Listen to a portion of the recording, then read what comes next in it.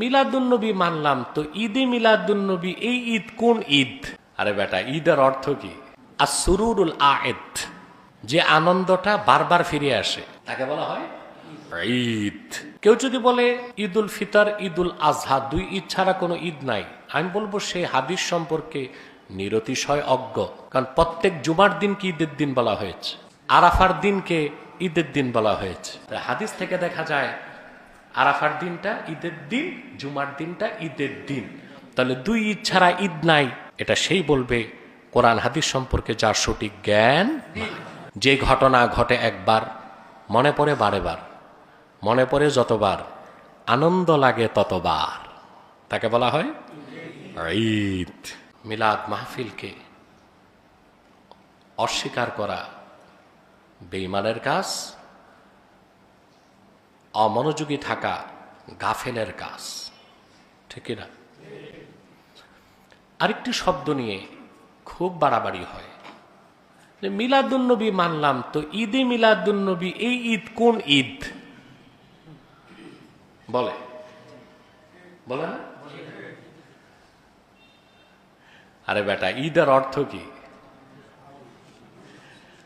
আসরুরুল Ayed, যে আনন্দটা বারবার ফিরে আসে তাকে বলা হয় ঈদ।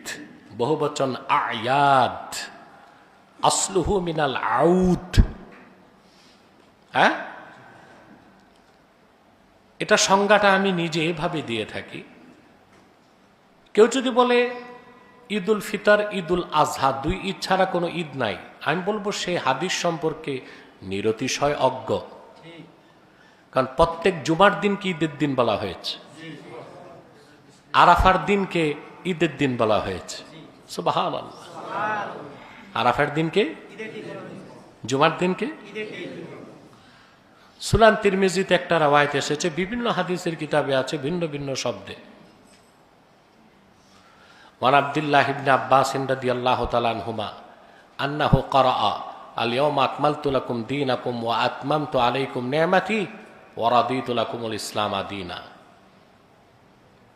আব্দুল্লাহ বিন আব্বাস রাদিয়াল্লাহু তাআলা আনহুমা একদিন কোরআন শরীফের সূরা মায়দার এই আয়াতটা পড়তেছিলেন।